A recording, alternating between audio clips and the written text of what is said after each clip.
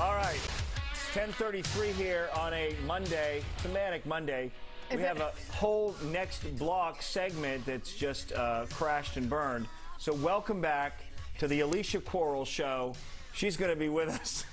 Well, for most of it. It's really how it should be anyway, really right, Alicia? I mean, why do we bother with anything else? Good morning and happy Monday.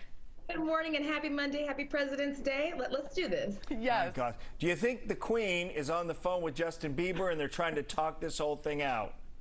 I think so. So, you know, they both have COVID, as we know. So Justin was supposed to do a show in Vegas yesterday, but he tested positive for COVID-19. We kind of saw this coming, though, because members of his band, members of his team, they all kept testing positive. So he finally did. Now they're postponing that show until late June. But, yep, you know, COVID's getting everybody. Yeah, It is, but like it felt like it's been sort of.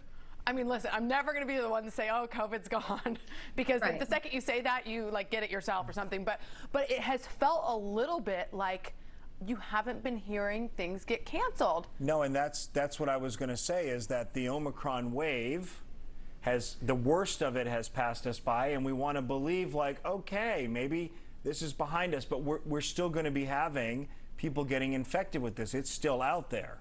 It's still out there, and to be honest with you, I'm not surprised by his diagnosis at all. You know, he was at Super Bowl, and he had a big party and a concert before that. A lot of friends attended it, but they said they weren't even checking for vaccinations or any of that. So you kind of knew at some point there's going to be a super spreader. But I think it's just our new normal, unfortunately. Yeah, you know, I was at Billy Bob's last week, and not an indictment. That was our version of a super spreader. I mean, Billy it Bob's was, and I mean, I was among them. I didn't have a mask on, and it just was so interesting to me, because that was one of the venues that was one of the first to make sure that there were proof of testing, proof of negative testing, masks being worn, and they're not alone. It's just we're enjoying feeling like that wave is behind us, and there was one elderly person wearing a mask At Billy Bob's? at Billy Bob's. And it wasn't me. Me too. I think people are unfortunately tired of masks, and I think a lot of us have gotten our boosters and all of that. And you know, at a certain point, you feel like your life has to go on. I don't know. Yeah, after 12 shots, you're like, how many more of these do I have? I mean, I know. I was wondering, like, are those worn off now? Are they still relevant? Are we good still? God, I don't know. Y'all know I recently had COVID, and I'm vaxxed and boosted. And I'm like, okay, at this point, I don't know. I know. Anyway, And you're feeling good, right? I'm feeling great, and I tested negative, so I'm back in the game. Good. Good. We are glad you're back in the game. Matthew Perry, back kind of like in the emotional game, getting all in his feelings about what it was like during the kind of roller coaster of Friends. So he announced to his millions of followers on Instagram he's coming out with a tell-all book called Friends, Lovers, and the Big Thing. He got 7 figures for this book. He's going to talk about his past lovers like Julia Roberts, some of his fiancés. He's going to talk about his addiction. He suffered from alcoholism, drug addiction. He actually opened a rehab facility years ago. And he's going to talk about the tension on the set of Friends. He says that there were 3 years. He was on there for 10 seasons. He says there were 3 years that he just doesn't even remember. Wow. Alicia, I know you're immersed in this world, and we're a little closer to it than the average person, and I don't want to diminish his story in any way, because we just had conversations about mental health and the importance of acknowledging substance abuse and getting help and so forth. But part of me is thinking he gets 7 figures for a book for a story that I thought we've all heard and know and have heard about it more than once.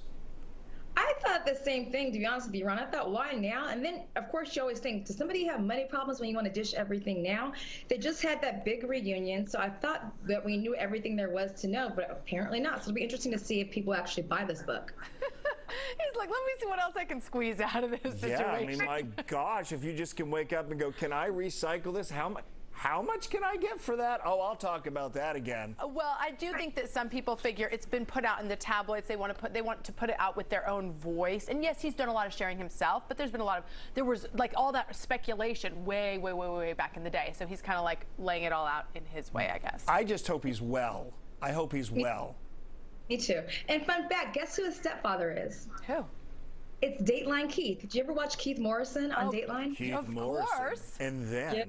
Alicia Quarles showed up on the show. But did she have ulterior motives? Ooh, that was very good, Ron. Ron is stepped It's my Keith Morrison. Oh, And that's everybody's still good. wondering. Oh man, we're going to stay on the Friends theme here, Alicia, and talk about Courtney Cox, who I think this is kind of an interesting admission. I'm not, maybe you know more about why she came out and said this, but I guess kind of coming out and saying, okay, I might have done too much work back in the day and I looked a little odd. Yeah, she is. She gave this interview with the Sunday Times. She's 57 years old right now. And she says as she's approaching her next big birthday, her 60th, she's really looking back. And she says, after Friends, she was chasing that fountain of youth and went way overboard with all those fillers. And she was looking pretty wild for quite a while. Let's be real here. But she said, she felt that pressure of Hollywood. She felt that pressure to look the same. And she went way overboard. She says now she won't mess with her face, but she is a product junkie. So she'll try any new product. And we've seen this before, and I always wonder, like, who are the estheticians, the plastic surgeons, the people who continue to tell these young men and young women, or women who are aging, oh no, yeah, this is going to look really great. We're going to put a little more of that filler in there. We're going to pump those up a little more.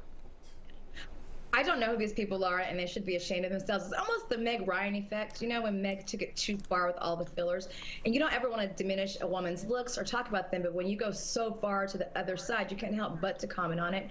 I think also, Courtney has a 17-year-old daughter, Coco, with David Arquette. And I think, as your daughter gets older, I'm sure that she's looking at beauty and looking at what she's setting, what example she's setting for her daughter. We were talking about this in the makeup room as we were trying to make ourselves look better. We were pumping each other up. We were, emotionally. We were emotionally pumping each other up. And I was reading something that said, like, for example, there are so many great actresses out there, and actors for that matter, who could embrace roles that are befitting their age, but they can't be cast because you can't cast Cher, for example, to be an aging Italian grandmother from a working class family in New York without prosthetics and aging them and so forth. She's not aging, but some of them are. Give it up to like Helen Mirren, for example. Yes. She's let the wrinkles come in the gray. Diane Keaton. But a Cher is not aged, but she looks good. And this is the difference. She doesn't look overly plump, and it sucks. She just looks really good. But to your point, she doesn't look however old she is. Are we running down the list? Melanie Griffin, can we talk about her? I know. Well, I think what's happened is that it's like people were thinking that less is more. So they're thinking, I'm going to do injectables so that I'm not doing so much. I'm not doing a full facelift.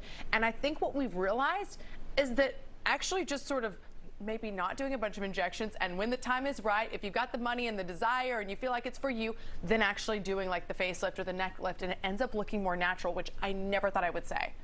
Completely agree with you. I think though fillers have gotten better, all those little slight things you can do. So you want to look your age, but you just want to look refreshed and good, not overly plumped or stuff, I think. Yeah, I saw a video of Courtney Cox recently, like on Instagram Reels, getting ready to do something, and she looked fantastic, and I thought, it doesn't appear like she's doing as much of whatever she was doing, and sure enough, that's the case. Now I want her to call Kristen Davis, have a conversation with her. Wait, really? Need her help, yes, I agree. Oh my gosh, I think she looks great on Sex and the City. Oh, Jenny. Am I delusional? Do I have too many friends with too many fillers? Yeah. Am I like getting filler dysmorphia? There's a word for it. It's that normalization morphia thing we were talking about. Because she's not the Kristen Davis she was, and you don't expect her to be. She can't be. But she's done too much. She's changed her looks. Maybe that's what it is. But then people are hating on Miranda. What's Miranda's real name? Cynthia Nixon. Cynthia Nixon, for actually looking her age. So like, but see, I think that looks like gray hair to me. I still don't see that, so I don't know what those people were talking about. I think she just could have gotten her teeth whitened, but that's just me.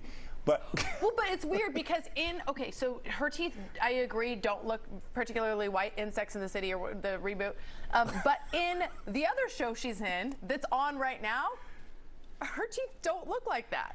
The Gilded Age. The Gilded Age. Yeah. Yeah, no, she does have some yellow teeth. I don't know why they're like that, but I would tell that to anybody. I don't care if you're an actress or not. Like, whiten your teeth if you can do it. Yeah, get some Crest White strips. It ain't that hard. I'm gonna smile a little smaller for the moment till I check.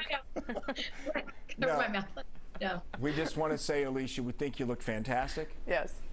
So do y'all. And, We're all and that is really true. Like, we won't say anything different behind your back. Like, what we say to you here is the truth. Could have brushed my hair a little better today, but I'm hanging in there. You're killing it. You got an Emmy. You're killing it. Thank you, Alicia. Good to see you, and I'm glad you're on the mend and back to 100% here. Our guest host, essentially, almost for this entire half hour. I know, we owe her, for real. Thank you, Alicia. She's the best. All right, we'll be